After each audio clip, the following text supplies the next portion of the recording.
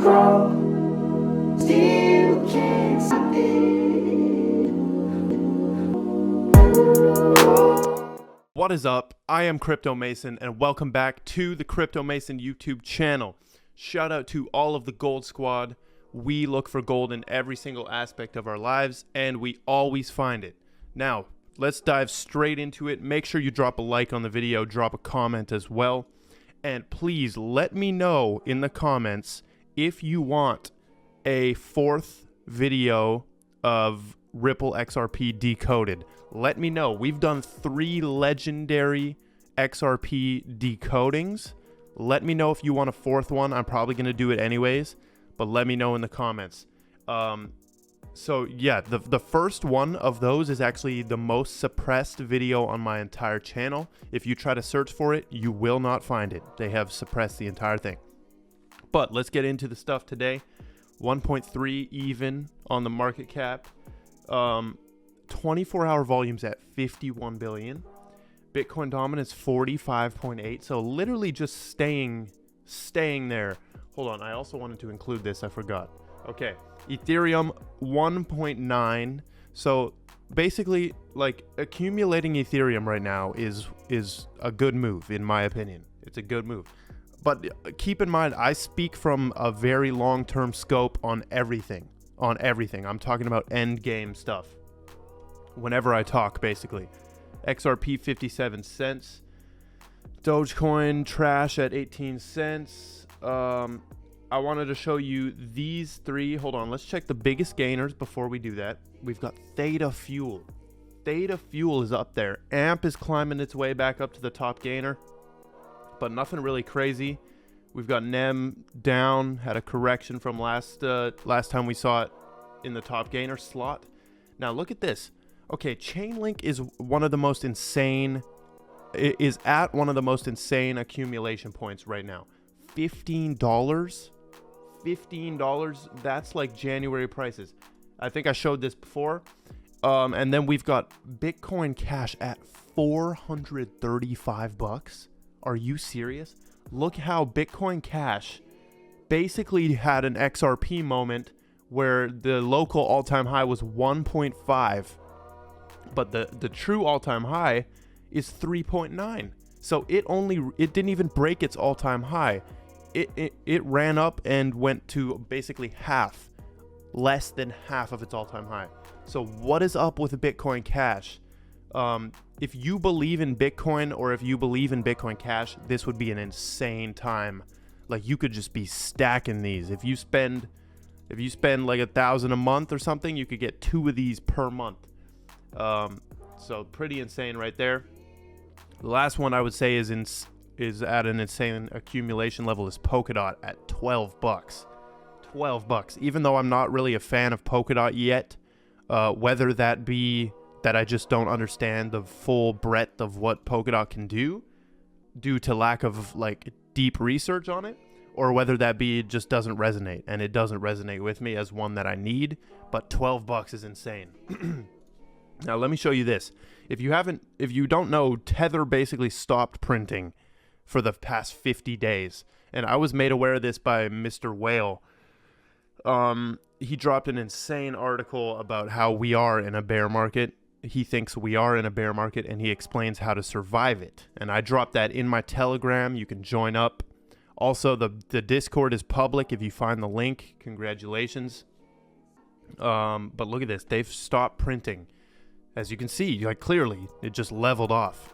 And look what else has leveled off. Bitcoin. Moving on to the first and only news article. U.S. regulators are meeting to discuss stablecoins tomorrow. So Janet Yellen is going to be yelling about how we need to regulate stablecoins. She says bringing together regulators will enable us to assess the potential benefits of stablecoins while mitigating risks they could pose to users, markets, or the financial system. Okay, so basically decentralized stablecoins will always exist because you can't kill anything that's decentralized, really.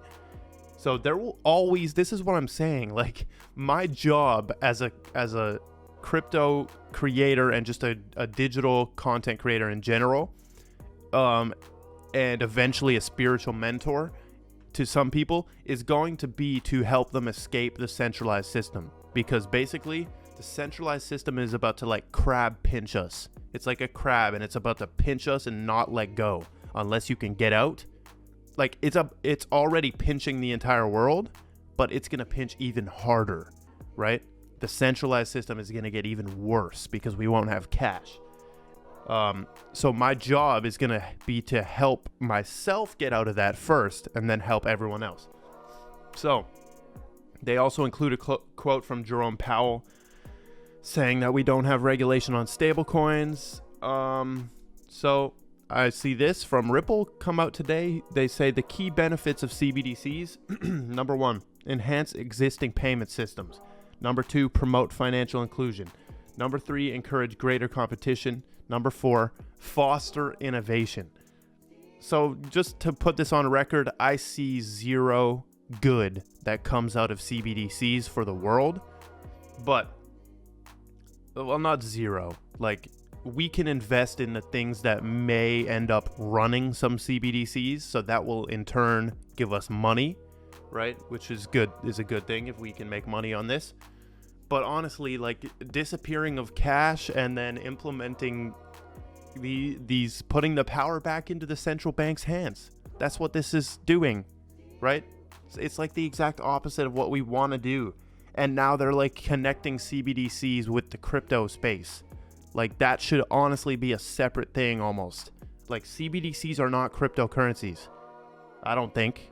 I don't know how you make a CBDC. I don't know if it really is a cryptocurrency, but I hate that they're so together now, these two industries, or these two like concepts. Moving on, we got Robert Art. You should have bought XRP when it crashed 97% and struck 10 cents. But did you?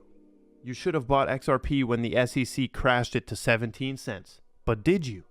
Something terrible may happen to the price now, and you'll think the bull market is over. You should buy then. But will you? Facts. Moving on, crypto knowledge. Look at this. Look at this. Ripple, XRP, and Flare Network are the winning combination. Do you guys realize how they've basically launched XRP, which is like a better Bitcoin, and then like that's actually for payments and fast and not old tech and all this stuff, and then they've launched Flare Network, which could be a competitor to ETH. So they have the two replacements on deck if they wanted to, or if that just ends up happening. So it's very interesting.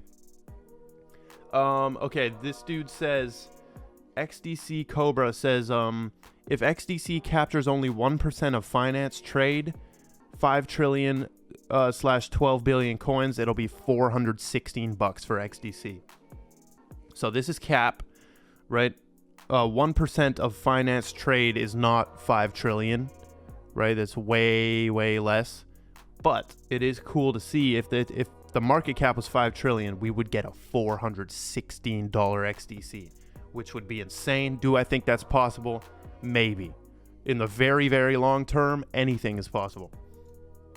So Eddie Griffin yesterday was tweeting at me. He was in a Twitter conversation with me. I don't know how famous this dude is, but he is an XRP fan. He says Phoenix really just let the Bucks come back from being down by 16. And I said, I thought you were an XRP fan. He says, we just have to wait for their court case to end. I said, facts, the SEC ain't shit. And then this dude posts this, where it says, Robert De Niro, Ripple. It says, Morgan, we are free, man. It's going down July 22nd. And Eddie Griffin says, the Phoenix. And Eddie Griffin actually liked this.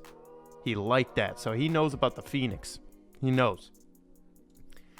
And we're going to end it off with this clip. Digital asset investor, man. Thank you for all he is doing. He is making me look at Ethereum way differently. But let's watch this clip. This is a Joseph Lubin, I think his name is. And he's talking about, just watch. He's talking about Ethereum and being a security and all of that stuff, which is super important to focus on right now.